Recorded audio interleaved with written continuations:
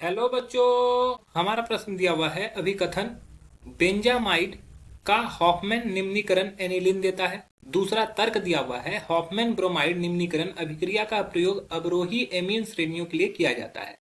हमें बताना है कि कौन सा कथन सत्य है। 5 ऑप्शन दिए गए हैं, 5 में से एक ऑप्शन सही है। चलिए समझते हैं इस प्रश्न को। इस प्रश्न को समझने के लिए मुख्य अवधारणा की अगर बात की जाए तो मुख्य अवधारणा में हॉफमैन ब्रोमाइड अभिक्रिया को समझना होगा। हॉफमैन ब्रोमाइड अभिक्रिया। तो हॉफमैन ने क्या किया था, एनिल एमाइड को अमीन में कन्वर्ट किया था। सपोज कर लो हमारे पास कोई एमाइड है, ठीक है, ये हमारा एमाइड हो गया।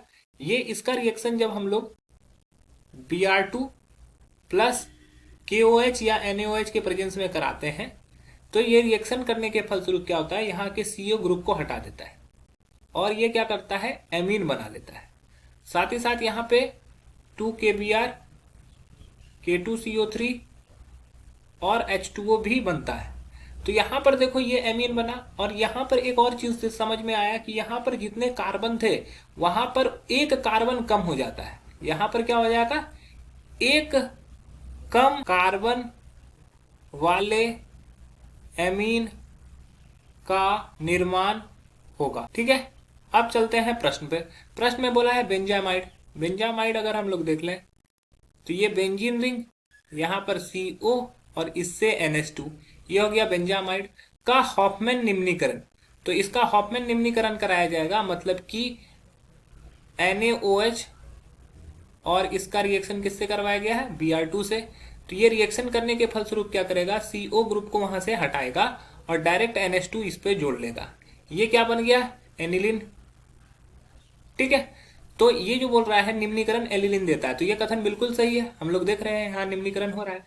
और दूसरा दिया हुआ है तर्क की हॉफमैन ब्रोमाइड निम्नीकरण अभिक्रिया का प्रयोग अवरोही एमीन श्रेणियों के लिए किया जाता है। अवरोही मतलब कि क्या, उससे कम वाले एमीन बने। तो यहाँ पे हम लोग देखते हैं तो R, सपोज कर लो R क्या है हमारा, CH3CH2 है।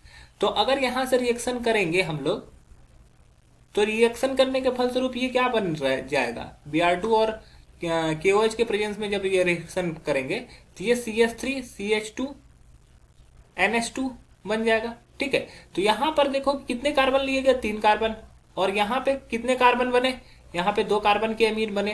तो ये अवरोही एमीन बनाने के लिए भी प्रयुक्त होता है। तो ये भी हमारा सही है और हमारा जो कथन है वो हमारे तर्क हमारा जो है अभिकथन का सही व्याख्या भी करता है। तो इसलिए हमारा ऑप्शन ए सही हो जाएगा, अन्य ऑप्शन गलत हो जाएंगे।